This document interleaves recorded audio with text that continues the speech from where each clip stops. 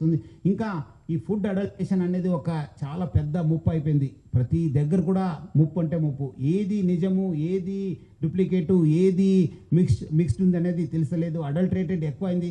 దానిపైన కూడా Hyderabad city police concentrate చేయడం జరుగుతుంది. వచ్చే రోజు ఒక యాంటీ ఫ్యాట్ టీమ్ అని చెప్పి యాంటీ ఫుడ్ అడల్టరేషన్ టీమ్ని కూడా మనము ప్లాన్ చేయడం జరుగుతుంది. త్వరలోనే కూడా అది లాంచ్ చేస్తుంది. ఒక డీసీపీ స్థాయి అధికారిని పెట్టి ఫోకస్డ్గా ఈ మధ్యలో లాస్ట్ 5-6 ఇయర్స్లో ఏమేమి కేసు అయినాం, ఎట్లా అయినాం, ఎవరెవరు ఉన్నారు, ఎందుకంటే దానిలో కూడా కొంచెం కోఆర్డినేషన్ అవసరం ఉంది. ఫుడ్ సేఫ్టీ కమిషనర్స్తో కూడా మా కమిషనర్తో కూడా మాట్లాడి వాళ్ళ దగ్గర కూడా టీమ్స్ ఉంటాం. మనము అందరు కలిసి ఈ యొక్క ఫుడ్ అడల్టరేషన్ పైన కూడా, ఎందుకంటే చాలామంది ప్రజలు నాకు మెసేజ్ పంపుతున్నారు, లెటర్ రాస్తున్నారు, దీనిపైన కూడా ఫోకస్ చేయాలి సార్. ఈ మధ్యలో చాలా పెరిగింది.